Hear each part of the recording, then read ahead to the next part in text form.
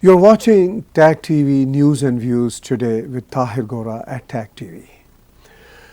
Today I have a very special guest from Israel. The gentleman is an expert on Arab affairs as well as working for Clarion Project. I welcome Ran Meir. Thank you. How are you, Ran? I'm very good. I'm very excited to be here. Wonderful. So did you like Canada? I like Canada a lot, yeah. Even though the weather is a little bit colder than what I'm used to. Right. You know, Israel is a beautiful place. Yeah, it's sunny. And how's the weather? You said it's sunny over there? Yeah, today it's like we have 25 degrees and here it's raining, but I like also the rain. All right. You're based in I'm East Jerusalem? Yes, I live in Tel Aviv and I'm based in East Jerusalem. Wonderful. How far those cities are from each other? If I take the public transportation door to door, it can be an hour and a half, even 2 hours if you have traffic. Okay, that's not bad. No. That takes me some time from Mississauga to downtown Toronto if I drive there in the rush hour. It takes me almost 2 hours these days. So, you are doing tremendous works in terms of bridging communities in Israel. We're trying. Israel is a beautiful, beautiful country. Mm-hmm. And I heard lots of festivals and I heard about lots of good activities over there.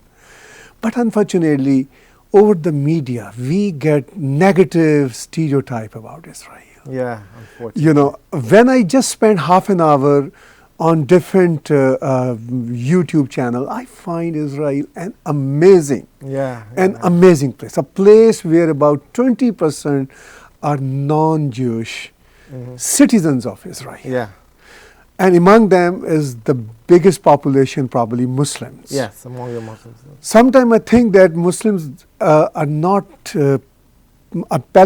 especially Palestinian Muslims, are not citizens of Saudi Arabia or other countries, but they are citizens of Israel. You know, I hope so, yeah. I have met so many Muslims from Israel in Toronto, in Canada. They love Israel. Oh, thank you. It's good to hear. It's very good to hear. So, what are you doing exactly over there? In Clarion Project, what we're trying to do is like two things at the same time. First of all, we're trying to fight radical Islam and challenge it, because you have many things that Iran is doing and Saudi Arabia is doing and all kinds of proxies. You have the Muslim Brotherhood, especially in America and Canada, but also in Europe, and Hezbollah and Hamas, all of these terror organizations that you hear stories every day, you have stories about it. At the same time, also the terror, the global terror like ISIS and Al-Qaeda, which are still very active. The activity started in the Middle East and from there it's broadening to many places. But at the same time, we're trying to promote human rights and women's rights, and to promote dialogue and to strengthen the voices of the moderate and liberal Muslims around the world. Because I think that the voices of the extremists are always louder. Always you can hear them. But it doesn't mean that they are the majority. It doesn't mean that all the Muslims are like them. Because I think they are a minority. And when you encourage and strengthen the more liberal ones, so when you make them stronger, so maybe the extremist one will be less effective. And people see that there are two faces. And the liberal, moderate ones are the strongest and are the majority. That's what we're trying to achieve. You are right. Those extremist voices are actually minority voices, but they are louder, they are overwhelming, they are political. Yeah. On the other hand, I would add in it that the liberal and secular Muslim voices are also in minority, but in between is a silent majority which lives in gray area. Yeah. So now it is their choice whether to join liberal moderate voices or those radical voices. What I have observed personally, that the in-between majority silent community have tendency to join secular liberal voices. Mm-hmm. I totally agree with you, and I have seen couple of video clips, what you showed me. Yes.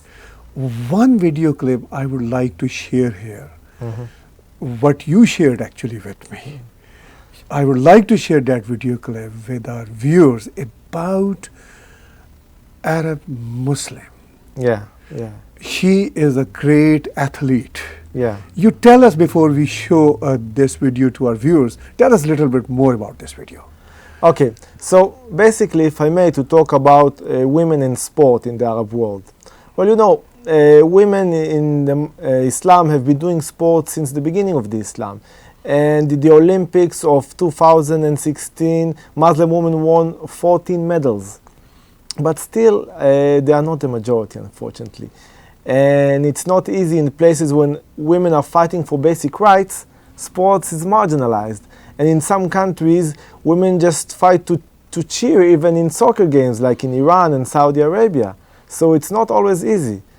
I think there are a few reasons, if I may, that are put difficulties for women to do sports. For example, it's religion, that many times Islam, as far as I know, have no problem with women doing sports, but many times people use Islam to say, no, women should sit at home, they shouldn't do sport. Also, there are pressures from inside the family. It's very hard to do sport if your family doesn't support you. It's very hard. Or the community. Sometimes even if your family supports you, the community can put like lots of pressure, say, no, what you're doing that, it's not good for you. Plus, there are no good facilities for women. It's not all places, but it's some places. Like, if they want to do sports, they have to do it in facilities of men, but only in hours where men don't do sport, like very early in the morning or very late at night. And it's very hard.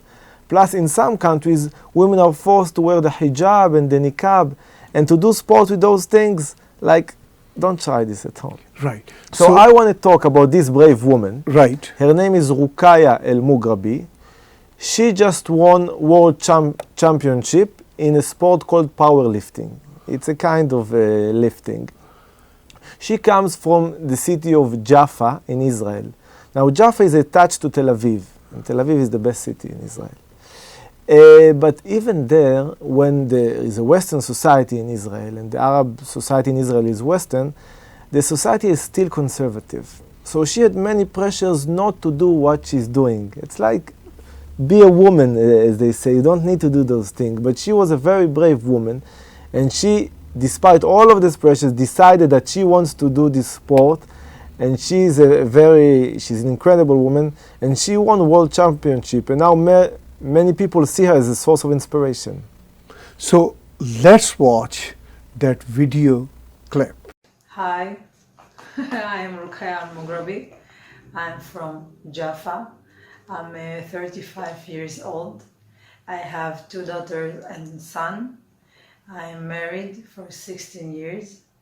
Recently, I have won the world champion in Hungary, and I'm so happy to be in this interview. And I hope that you will like my interview, please. God is Lord.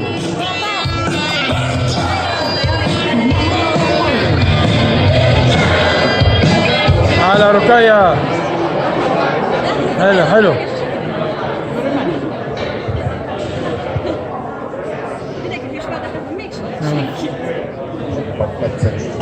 حلو على خزاك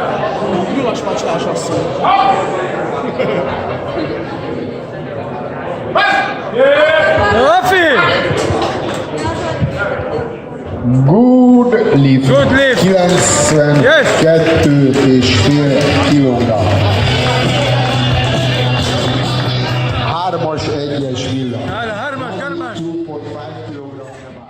جيل 14 مش نوع هاي الرياضة، كنت أحمل أثقال. بجيل 22 فكرت أروح طريق هذه الرياضة، بس كل ما سألت المنطقة حوالي لا وهذا بنفعش وهذا مش لنساء وبتضيع الأنوثة وهذا أكتر رياضة للرجال، ما فيش نساء بيعملوا الأشياء دول. بس اطلعت عالم ببلاد برا، حتى نساء عربية مسلمات من إيران، من القطر، من السعودية، في من الأردن، في من محلات تانية بيعملوا نوع هاي الرياضة. ضلني أسمع اللي حوالينا وإيش بده يبقى وإيش بده يصير مش حيزبط يعني. بالآخر حققت اللي أنا بدي إياه، مش بسهولة بس.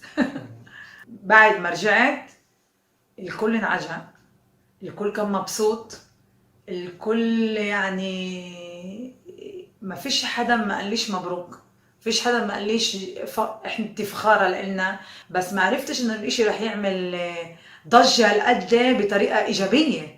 1% بس السلبي والباقي كله كان ايجابي.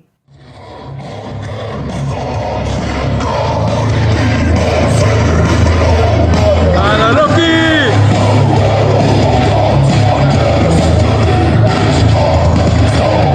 חזק, חזק.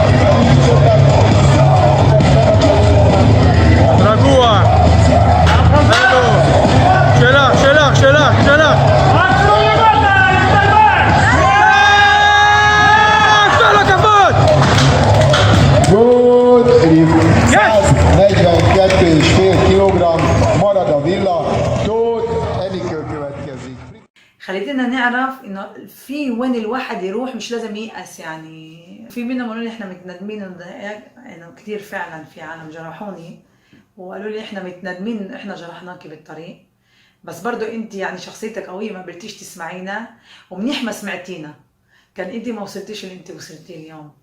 حتى بالدين مكتوب الواحد يمارس الرياضة، مكتوب هذا الاشي يعني معروف. واحد بيعمل رياضة بيبقى له طاقة، بيبقى له نشاط، يعني ليش لا؟ ليه ممنوع؟ بالإسلام مش ممنوع، بالإسلام بس إنه قصة يعني الاحتشام. وفي كتير رياضيات بالأولمبيا متدينات برضو بيعملوا رياضة وبرموا حديد وبنطوا عن خشب وبرمحوا للمسافات. فتيات عربيات ولا مش عربيات بشجع الكل يعمل رياضة. هذا إشي كتير كتير كتير إيجابي لطاقة الروح ولطاقة الجسم. Welcome back, viewers. You just watched that video clip, and Ran told us about background of this video clip. So, what else, Clarion, and yourself personally working on bridging these sorts of things? Well, we're trying to do also to bring voices to people who you don't always hear. For example, we're trying to fight FGM, which is female genital mutilation. And especially in Egypt, when I got some contacts there, it's like it's outside of the law. It's not allowed to do it. But they say that in some areas, more than 90% of women and girls undergo FGM. So what we're trying to do is bring awareness, bring those voices to the international media, so people would know about it, know how damaging it is. Especially in rural areas, we have no government, no police, no one almost cares about terrible things. It's just small girls. So we're trying to also give voices to them. So, is it happening? FGM is happening in Israel? In Israel, fortunately, it doesn't happen. Good. It doesn't happen because the But in other parts of Middle East? Yes, but the source of this practice is in tribes in Africa. Right. So you'll find the most countries that do it are in Africa, like Right. Sudan, Somalia, and Egypt. Other places in the Middle East, like Iran or Saudi Arabia or Iraq, you can find it, but very small percentages. Right. Why? Because you are going far from Africa. Right, right. But you can ask, why Egypt? Why not Algeria or Libya or Morocco? Why Egypt in particular? That's historical process, we don't know. But some countries in Africa adopted it, Right. some Muslim countries, and some don't. But it's mostly in Africa, but it's also in the West, in the US, and Canada. It exists, unfortunately. Yes, it does, it does. So, when we talk about Israel and when we talk about the message of Israel for us, what do you see important in that message? Well, it's important that people will see that Israel has lots of great things. We have like Jews and Arabs doing wonderful things together. Like we have wonderful things like in food, it's a little Middle Eastern, it's a little from Europe, it's from the Far East, from many places. And the life is very vital and it's very colorful. We accept all people from all backgrounds. And we have lots of festivals and film festivals and shows and many great things we have. In Tel Aviv and Jerusalem, these are the most cities that I have spent my time with. But also in the north, we had great festival. And I invite people to come and see how wonderful Israel is and how great things we have in it. And not just like, it's very easy to see the media, the social media, and think this is reality because that's what it says so. But sometimes when you come and you watch things with your own eyes, you see that thing is not bad as it seems. And maybe it's not such a bad place to be. And there are wonderful things. While sitting over here in Canada, what I observe as a journalist, and I really give credit to Israeli government as well as progressive Muslim communities in Israel, they are fighting well with this Hamas and Hezbollah terrorism. Yes. What is the situation these days? Well, these days, with Hezbollah, it's quiet for the moment, as we say. Right. We know that Hezbollah was involved in the fighting in Syria. He was helping Assad. Iran told him to intervene. He had many losses there. We had hundreds of casualties. So he's on the fence right now. It's like it's quiet, but it's tensionally quiet. You understand? So, but it's there. The threat is always there, and we know it. Because Hezbollah is not the army of Lebanon, but it's still, some say it's like the second strongest army in the Middle East, because it has lots of capabilities. State in the state. Yes. It's kind of a thing. And between Hamas and Israel, the state is now is not so good, because lately what Hamas is doing, he is telling to citizens to come every Friday and to just protest on the fences with no reason, like dozens, like thousands of people will come, and you have the terror of the balloons because they don't want to fight us. So they do just like terror balloon, they just light them, and this balloon explodes inside Israel and they cause fires. Now it's not casualties of hundreds, but it's a very great nuisance. And the people of Israel that live in the south suffer greatly from these fires and these terror of balloons. Because the problem is, even if we want to talk, they train their children from a very age, hate the Jews, hate them. That is bad. Yes, and you can't even have a talk with them. Let's say we sit with Fatah and let's make the peace process. But Hamas isn't willing to accept even the existence of the state of Israel. So it's very problematic to sit with someone who doesn't even recognize your existence. Yeah, no, this is a big challenge, and as I said earlier, that I really give credit to Israeli government and as well as progressive Muslim communities in Israel. Yes. They are fighting that monsters, what we call terrorist organization, Hamas and Hezbollah.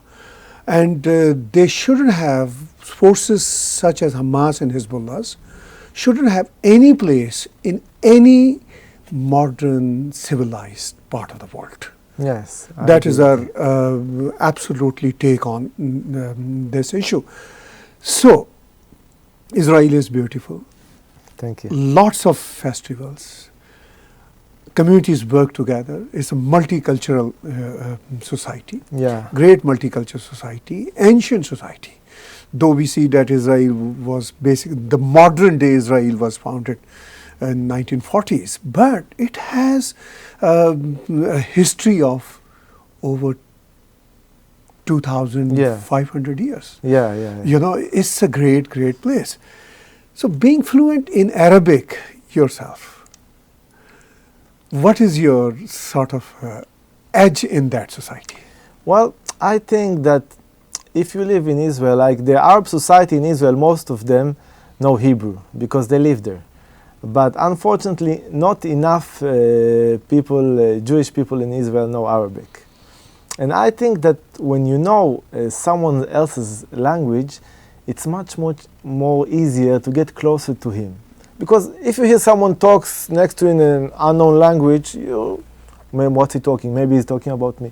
But I think that knowing the language is a bridge of understanding, of reading the other side, of writing, of understanding each other. That's why I encourage people to know language of your neighbors. It doesn't matter if you see them as your friends, your enemies. Know the language, because language is also always needed. Sometimes in times of war and peace, and we have both of them. Right. No, I understand we all are human beings. And when we argue with each other, when we have harsh dialogue with each other, as well as when we have sweet dialogue with each other, we need languages. We need the small thing just to come to sit and talk. Absolutely. Because don't be influenced by what you see in social media. Oh, the other side is doing, and I'm not saying which side is better, which side is less, but they will say to you, oh, the other side is doing that, and they believe that, and their ceremony is like that. But when was the last time you sat to a cup of coffee with someone from another religion? Just sit and talk. You'll see it's not so much different than you. You know, you are so right that talk is the solution of every complex issue. There is no doubt in it. Sharing coffee, tea with each other, Yes, let's start sharing with the small each other's things. feelings is kind of a move to understand each other. I think when you start with the small things, it's much more easier to get to the bigger things. Absolutely, absolutely. So, what else you would like to say in our talk today? I would like to tell you about this clip I also sent you. Let's talk about music Beautiful. for 1 second. I want to go to tell you about a special orchestra in Israel. It's called Al Mugrabiya, and this is the Andalusian orchestra of a place called Ma'alot Tarshiha in Israel. Now, can I go back in history a little? Sure. Well, let's go to Spain in the 8th century. So, Jews have been living in Spain for even before the Middle Ages. And what happened in the 8th century, so the Muslims have started to come to Spain and take it from the Visigoths. And they started cooperation. Ever since the 11th century, if I'm not mistaken, there was a cooperation between Muslims and Jews. And Muslims under Jews lived much better than under the Christians in Spain, because the Spanish Inquisition wasn't just against the Jews, it was also against the Muslims. And when the Arab came, they brought the music with them. And the special music that came from Egypt and the Arab Peninsula was influenced, and she got the Spanish taste. Beautiful. And together, they started to do very nice music together with the Jews. And that music was great. We call this era in Jewish culture like the golden age, because it's the golden age of the Jews in Spain. So after the Reconquista and the reoccupation of Spain by the Christians, in 1492, the Jews were deported from Spain, and so were the Muslims, and they went to North Africa, and there they continue with the music and the cultural cooperation. Now let's go 800 years forward in time. Please stop me whenever you need. No, you're sharing a very wonderful history with us. So in north of Israel were two villages. The Jewish one was called Ma'alot, and the Muslim one was called Tarshiha. And they were living together, and they decided, let's have one municipality, because we live close, let's try to live together. But the economical situation and the social wasn't that good in Israel in the 60s, especially in this specific area in the north. And sometimes when your economical situation is not good and you have people, others from another religion living beside you, it's very easy to blame them. But that wasn't the case. They were living together and they were cooperating together. And then in 2005, the mayor said, you know what, let's renew this cooperation of music. So they took 3 players from Ma'alot and 2 from Tarshiha, and with the time they grew. They did auditions for many people from our villages in the north, and today this orchestra includes 20 players, half of them Muslims, half Jews, and they have a Muslim conductor, and they do wonderful things together. They try to combine between, like, let's say, holy Jewish music and Arab songs, and together they have like wonderful things.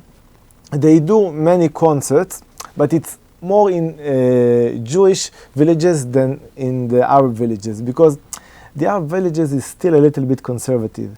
The people that want even are afraid that others will see them and say, no, they will be tagged, like they're cooperating with the other side.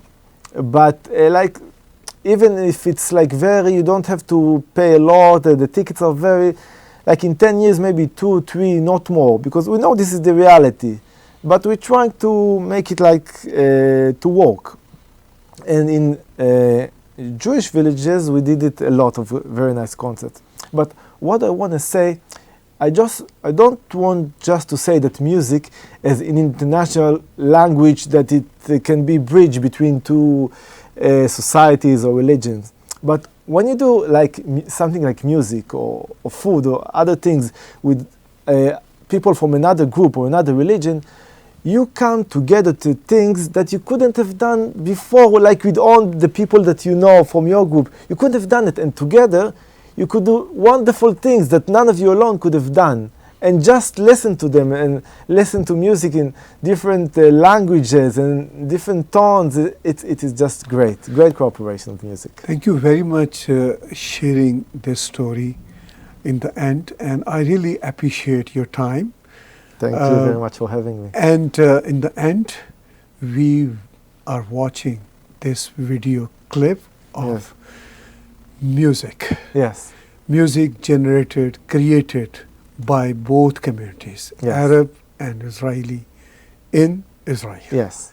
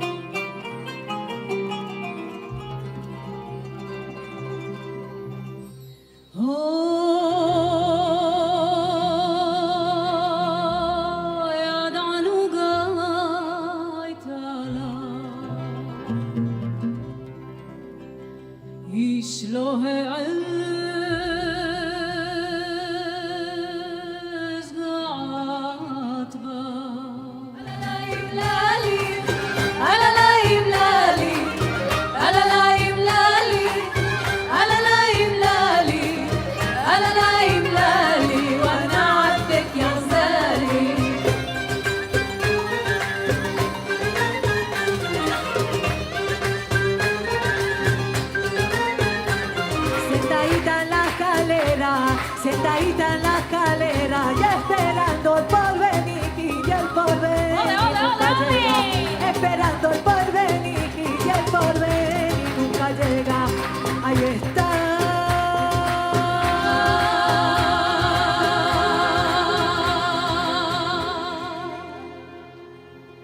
La la la la.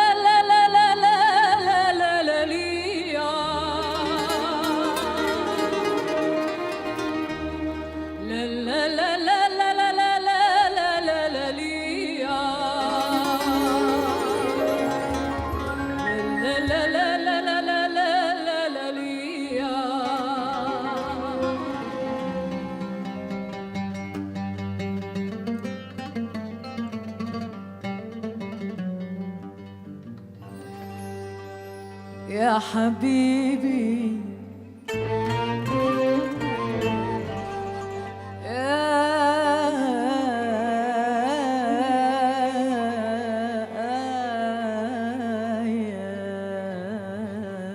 يا حبيبي ونقول للشمس تعالي تعالي يا شمس تعالي